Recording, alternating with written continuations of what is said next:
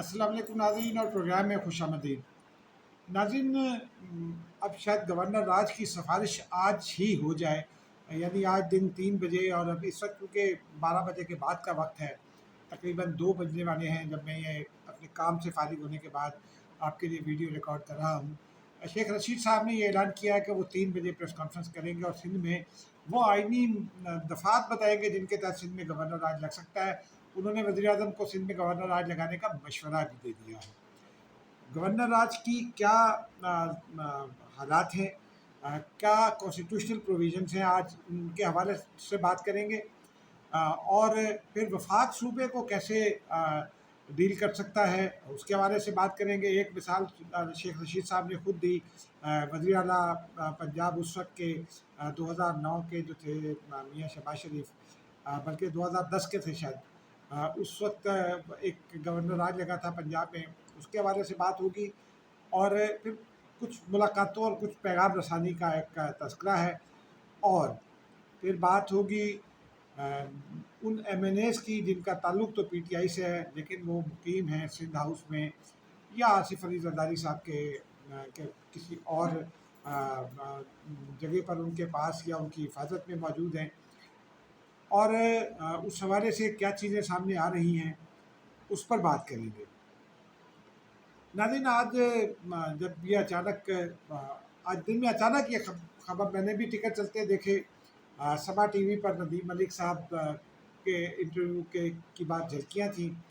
वो सिंध हाउस गए और उन्होंने उन अरकान असम्बली से बात की जो गुज़िश्ता रोज़ जिनके बारे में वज़ीर आज़म इमरान ख़ान ने ये कहा था कि सिंध हाउस में गोलियाँ लगी हैं, बोरियाँ बाँटी जा रही हैं पैसों की, और बहुत कुछ कहा।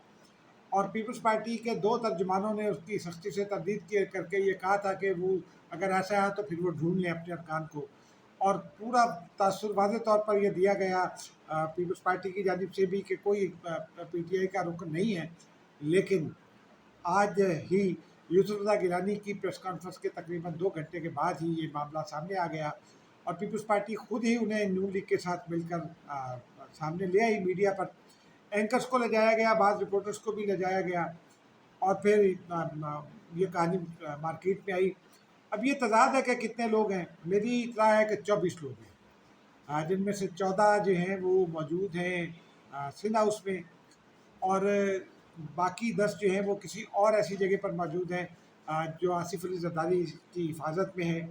और इस बात का इम्कान है कि अगले 24 घंटों में उनकी भी कोई वीडियो या बयान सामने आ जाए, क्योंकि अपोजिशन ये चाहती है, ये समझती है कि अगर वो इन अरकान को रिवील करती रहेगी, मीडिया पर लाती रहेगी, तो वज़ीर आज़म कमज़ोर होंगे। लेकिन नाज़रीन, मैं एक बात जानता हूँ, पाकिस्तान या दुनिया भर की सियासी हरकियात में अगर किसी मामले के बारे में थोड़ा सा मनफी तासुर भी कायम हो जाए, या सोसाइटी का एक बड़ा हिस्सा मनफी तासुर ले ले, तो वो तासुर बड़ा पुख्ता रहता है, और यही इस मामले में भी है। बदकिस्मती से पाकिस्तान में सियासतदानों को कुछ उनकी करदा और कुछ नाकर्दा हरकत के बायस बदनाम किया जाता रहा है, कुछ दीगर मफादात के बायस भी बदनाम किया जाता रहा है। लेकिन सियासतदान इस मुल्क में इस वक्त एक ऐसी मखलूक समझा जाता है जिसकी जो करप्ट है, जो नाअहल है, और पता नहीं क्या क्या। ऐसा है नहीं, लेकिन बहरहाल ये तासुर कायम हो गया। और उसमें अगर ये हॉर्स ट्रेडिंग की बात हो रही है और PTI तो बयानियाँ बनाने की माहिर है, तो फिर अपोजिशन के लिए पब्लिक में अगले इलेक्शन में कुछ शायद मुश्किलात खड़ी हों। वज़ीर आज़म इमरान ख़ान की सियासी पोजीशन तो शायद बेहतर ना हो, क्योंकि जब वो चले जाएंगे तो उसके बाद फिर जो भी हालात होंगे उसके बाद लोग इमरान ख़ान साहब को शायद भूल जाएं, या इमरान ख़ान साहब की दौर में जो महंगाई हुई है उसके असरात मौजूद रहें। लोग फिर यकीनी तौर पर उनको वोट नहीं डालेंगे, और पाकिस्तान में वैसे भी जब जिसे निकाला जाता है वो दोबारा इक़्तिदार में कुछ अर्से के बाद ही आता है। और वज़ीर आज़म इमरान ख़ान जिस उम्र के जिस हिस्से में हैं, उनकी इक़्तिदार में अगले चंद सालों में वापसी मुश्किल दिखाई देती है। लेकिन उनकी अखलाकी पोजीशन मजबूत होगी। लेकिन ख़तरात PTI की जानिब से बढ़ाए जा रहे हैं। हस्ब मामूल धमकियाँ दी गई, आज तो हद ही कर दी। गुज़िश्ता रोज़ माफ़ कीजिएगा, शहबाज गिल ने जब उन्होंने एक मुनहरिफ रुकन ने अक़लियत डॉक्टर रमेश कुमार को सियासी अंदाज में कहा, TV चैनल पर बैठ कर कहा, लेकिन तकरीबन गालियाँ तक बक दी। تو یہ تاثر، اور پھر اس سے یہ تاثر پختہ ہو جائے گا کہ پی ٹی آئی کے لوگ خون خرابہ چاہتے ہیں، اس لیے انہوں نے 27 کے جلسے کا اعلان کیا، اور فواد چودھری صاحب سمیت بہت سارے وزراء یہ کہتے رہے کہ کون بھائی کلال وہاں سے گزر کے جائے گا اور انڈے ٹماٹر کھائے گا، اور بلا بلا بلا. یہ چیزیں جو ہیں وہ پی ٹی آئی کے حق میں کچھ اچھی نہیں ہیں. اس وزیر اعظم کو جو اخلاقی برتری مل سکتی ہے اس سے، وہ بھی وزراء کی اس قسم کی حرکات یا گفتگو سے کمزور ہو سکتی ہے. لیکن آج ہی ہم نے جب یہ گفتگو ہوئی اور پی ٹی آئی کی جانب سے پھر ایک بیانیہ شروع ہوا، تو پیپلز پارٹی نے یہ دھمکی دے دی کہ وہ وزراء کو بھی سامنے لا سکتی ہے.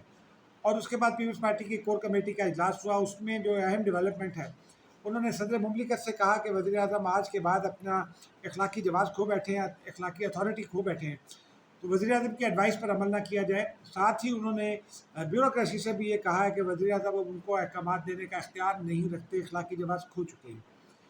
تو یہ معاملات ناظرین آگے چل کر اور گرما گرمی اختیار کریں گے، کیونکہ پی ڈی ایم اور پیپلز پارٹی کی جانب سے بلاول بھٹو زرداری نے گزشتہ روز ہی ٹویٹ کے ذریعے یہ اعلان کیا تھا کہ ارکان کی زندگیوں کو، ان کے خاندانوں کو اور ان کی آزادیوں کو خطرہ ہے، اور پیپلز پارٹی اور پی ڈی ایم جتنا بھی ہو سکے گا ان کا تحفظ کرے گی.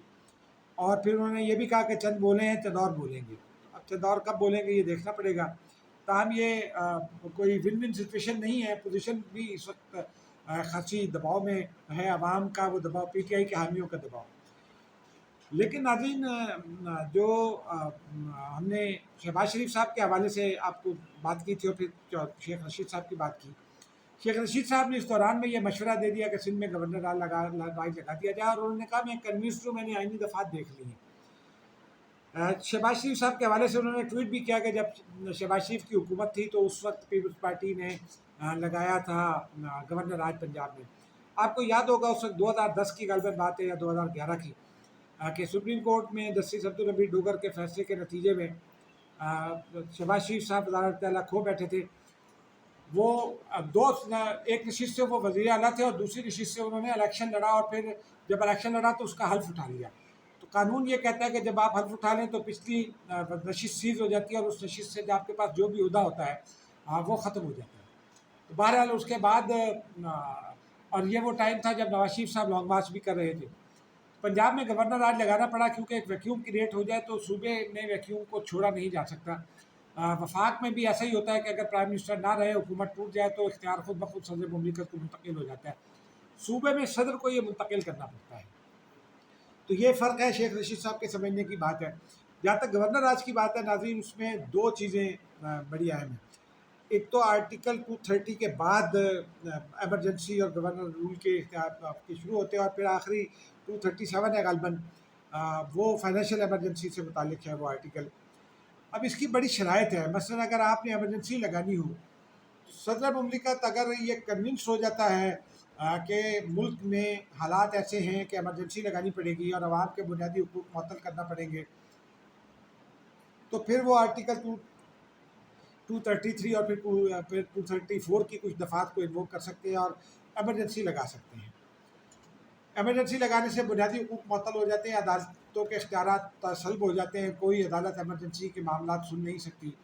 لیکن پاکستان میں ایسا ہوتا بھی رہا ہے کہ پاکستان میں عدالتیں سن کر اور اس قسم کے معاملات کو جو ہے وہ رد کر چکی ہیں ماضی میں.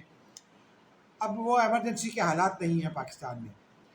گورنر رول کے لیے بھی یہی معاملہ. آپ کو یاد ہوگا پیپلز پارٹی نے ہی ایک گورنر رول بلوچستان میں لگایا تھا 2010 میں. گیلانی صاحب اس وقت وزیر اعظم تھے اور ہزارہ برادری پر حملے ہو رہے تھے، اور رئیسانی صاحب اس کا تدارک نہیں کر پا رہے تھے، نواب اسلم رئیسانی جو وزیر اعلیٰ تھے پیپلز پارٹی کے. پھر معاف کیجیے گا، گیلانی صاحب جا چکے تھے، راجہ پرویز اشرف آ گئے تھے اس وقت، اور راجہ پرویز اشرف صاحب نے آخری سال میں 2012 میں، تو راجہ پرویز اشرف صاحب جو ہے وہ پھر کوئٹہ پہنچے. ہزارہ برادری جو احتجاج پر بیٹھی تھی ان سے ملاقات کی، اور انہوں نے گورنر رول کا اعلان کیا اور وزیر اعلیٰ کو معطل کرنے کا اعلان کیا. اس کے لیے آرٹیکل آئین کا جو آرٹیکل ہے 247، اس کے کچھ آرٹیکلس کو انووک کیا، اور پھر کچھ اختیارات دیے صوبے کو رول کرنے کے لیے وفاق کے ذریعے اور گورنر کے ذریعے. اب وہ ایک خاص حالات تھے، اور اس میں وہ ممکن تھا کیونکہ جو متعلقہ دفعات ہے گورنر رول سے متعلق، اس میں یہ بہت واضح ہے کہ اگر گورنر یہ صدر کو لکھ دیتا ہے کہ یا وفاقی حکومت کو لکھ دیتا ہے، کیونکہ اب صدر وفاقی حکومت کی ایڈوائس کے پابند ہیں کہ صوبہ ان گورنیبل ہو گیا، اس کے حالات ایسے نہیں رہے، وفاقی حکومت کو مداخلت کرنا پڑے گی، کیونکہ صوبائی حکومت جو ہے وہ صوبہ چلانے کے قابل نہیں رہی اور بریک ڈاؤن ہو چکا ہے مکمل۔ بریک ڈاؤن تو مکمل نہیں ہوا، سندھ حکومت چل رہی ہے، فیصلے ہو رہے ہیں، اسمبلی کام کر رہی ہے، پھر مذاکرات ہو رہے ہیں سیاسی قوتوں کے درمیان، جو بلدیاتی ایکٹ تھا اس میں ترامیم کی باتیں چل رہی ہیں۔ تو صوبے میں کوئی ایسی صورتحال نہیں ہے، صوبہ سندھ ہو یا کوئی اور صوبہ، وہاں ایسی صورتحال نہیں ہے کہ گورنر راج نافذ کیا جا سکے، تو اس کو تو آپ رول آؤٹ کر دیں۔ ایک صورت یہ ہوتی ہے کہ صوبے اور وفاق کے درمیان میں کچھ معاملات ایسے ہو جائیں کہ دونوں کی کمیونیکیشن بند ہو جائے، وزیر اعلیٰ وزیر اعظم کے پاس میٹنگ میں جانے سے انکار کر دے، وزیر اعظم صوبے میں جانے سے انکار کر دے، اور دونوں ایک دوسرے کے ساتھ ٹاکنگ ٹرمز بھی نہ رکھیں، اور پھر جو ہے وہ کمیونیکیشن مکمل طور پر بند ہے۔ اور یہ کمیونیکیشن صرف وزیر اعظم کی اور وزیر اعلیٰ کی نہیں ہے، یہ بیوروکریٹک چینل کی بھی ہے۔ وفاق اور صوبے کا جو بیوروکریٹک سسٹم ہے، وفاقی حکومت وہ اس سسٹم کے ذریعے چیف سیکریٹری کو چٹھی بھیجتی ہے، اگر وہ چٹھی جانا بند ہو جائے یا اس کا جواب آنا بند ہو جائے تو پھر یہ مسائل ہو جاتے ہیں۔ ایسی بھی صورتحال نہیں ہے۔ ابھی چند روز پہلے ہی ایک میٹنگ ہوئی تھی جس میں وزیر اعلیٰ سندھ شریک ہوئے تھے، اور وفاق اور صوبے کے درمیان روز چٹھیاں چلتی ہیں، ان کے جواب آتے ہیں، سوالات ہوتے ہیں، تو وہ بھی وہاں بھی بریک ڈاؤن نہیں ہوا۔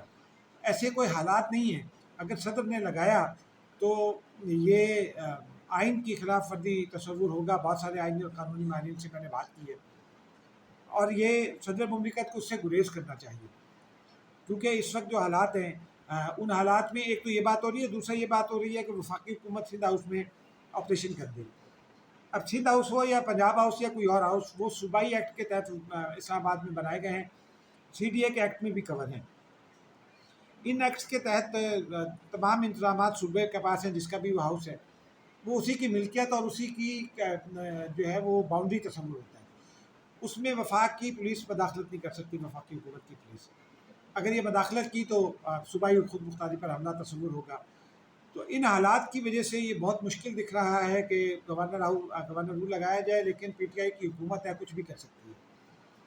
اور ماضی میں ہم نے دیکھا ہے جسٹس فائز عیسیٰ سے لے کر اور این ایف سی تک میں کہ صدر مملکت نے بہت ساری جگہوں پر آئین اور قانون میں درج جو دفعات تھی ان کی خلاف ورزی کی۔ کل ہی وزیر اعظم کو نوٹس کیا ہے الیکشن کمیشن نے، اور آج ایک پٹیشن بھی اسلام آباد ہائی کورٹ میں گئی۔ تو یہ چیزیں ہیں، بدقسمتی سے ہمارے ہاں آئین اور قانون بڑے وکٹم ہیں۔ ناظرین، اب آتے ہیں خبر کی جانب۔ اطلاعات یہ ہیں کہ ایک ایفرٹ یہ شروع ہو گئی ہے کہ وزیر اعظم استعفیٰ دے دیں۔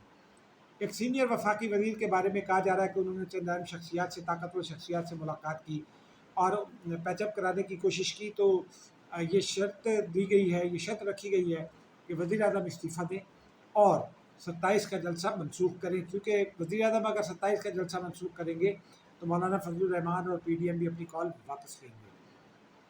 اب ان مذاکرات اور پھر بات آگے چلے گی۔ اب یہ بات آگے چلتی ہے یا نہیں، اس کی بنیادی شرط آپ کو بتا دی، اور وہ بنیادی شرط جو ہے وہ اگر اس پر عمل ہوتا ہے تو پھر ہی بات آگے چل سکے گی، ورنہ جی کا جانا ٹھہر گیا ہے، صبح گیا یا شام گیا۔ ناظرین، مجھے اجازت دیجیے، اب تک کے لیے اتنا ہی، خدا حافظ۔